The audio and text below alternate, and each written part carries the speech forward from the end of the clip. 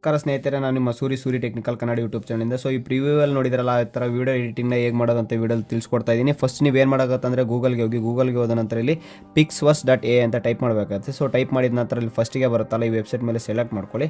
So select ಮಾಡ್ಕೊಂಡ ನಂತರ load ಆಗೋ ತನಕ ಕಾಯಬೇಕಾಗತ್ತೆ.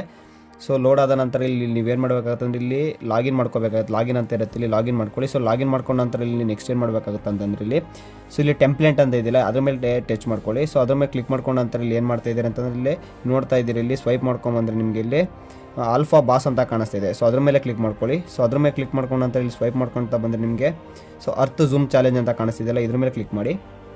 ಸೊ ಅದ್ರ ಮೇಲೆ ಕ್ಲಿಕ್ ಮಾಡ್ಕೊಂಡ ನಂತರ ಇಲ್ಲಿ ನೀವೇನು ಮಾಡೋಗುತ್ತೆ, ನಿಮ್ಮ ಫೋಟೋನ ಇಲ್ಲಿ ಅಪ್ಲೋಡ್ ಮಾಡೋಗುತ್ತೆ. ಫೋಟೋ ಅಥವಾ ನೀವು ಇಲ್ಲಿ ವೀಡಿಯೋ ಮಾಡ್ತಿದ್ದೀರಾ ಅಂತಂದರೆ ಏನು ಮಾಡೋಗುತ್ತೆ, ವೀಡಿಯೋದು ಫಸ್ಟಿಗೆ ನೀವು ವೀಡಿಯೋ ಕ್ಲಿಪ್ದು ಒಂದು ಸ್ಕ್ರೀನ್ಶಾಟ್ ತೊಗೊಳ್ಳಿ. ಇಲ್ಲ ಅಂತಂದರೆ ಬರೀ ಫೋಟೋಗೆ ಆ್ಯಡ್ ಮಾಡ್ತಿದ್ದೀರ ಅಂದರೆ ಇಲ್ಲಿ ಡೈರೆಕ್ಟ್ ಅಪ್ಲೋಡ್ಗೆ ಹೋಗಿ. ಸೊ ಅಪ್ಲೋಡ್ಗೆ ಹೋದ ನಂತರ ನೀವು ಇಲ್ಲಿ ಏನು ಮಾಡೋಗುತ್ತೆ ಅಂದರೆ ಫೋಟೋನ ಸೆಲೆಕ್ಟ್ ಮಾಡಿದ ನಂತರ ಇಲ್ಲಿ ಕ್ರಿಯೇಟ್ ಅಂತಿದ್ದಲ್ಲಿ ಇದ್ರ ಮೇಲೆ ಕ್ಲಿಕ್ ಮಾಡಿ. ಸೊ ಇದ್ರ ಮೇಲೆ ಕ್ಲಿಕ್ ಮಾಡ್ಕೊಂಡ ನಂತರ ನೀವು ನೋಡ್ತಾ ಇದ್ದೀರಾ, ಸೊ ಅದು ಕ್ರಿಯೇಟ್ ಆಗೋಕ್ಕೆ ಸ್ವಲ್ಪ ಟೈಮ್ ತಗೊಳುತ್ತೆ. ಇಲ್ಲಿ ನೋಡ್ತಾ ಇದ್ರಲ್ಲಿ ಕ್ರಿಯೇಟ್ ಆಗ್ತಾಯಿದೆ, ಯುವರ್ ವೀಡಿಯೋ ಇಸ್ ಜನರೇಟಿಂಗ್ ಅಂತ ಬರ್ತಾ ಇದೆ. ಸೊ ವೀಡಿಯೋ ಜನರೇಟ್ ಆದ ನಂತರ ನೀವು ಏನು ಮಾಡೋಕ್ಕಾಗತ್ತಂದರೆ, ನೀವಿನ್ನ ಚಾನಲ್ಗೆ ಸಬ್ಸ್ಕ್ರೈಬ್ ಆಗಿಲ್ಲ ಅಂದರೆ ಈಗಲೇ ರೆಡ್ ಕಲರ್ ಬಟನ್ ಒತ್ತಿ ಚಾನಲ್ಗೆ ಸಬ್ಸ್ಕ್ರೈಬ್ ಆಗಿ ಲೈಕ್ ಮಾಡಿ ವಿಡಿಯೋ ಇಷ್ಟ ಆದರೆ. ಸೊ ಇದ್ರ ನಂತರ ಇಲ್ಲಿ ನೋಡಿರಿ, ಈಗ ಎಫೆಕ್ಟ್ ಬಂದಿದೆ. ಸೊ ಎಲ್ಲ ಎಡಿಟಿಂಗ್ ಆಗಿದೆ.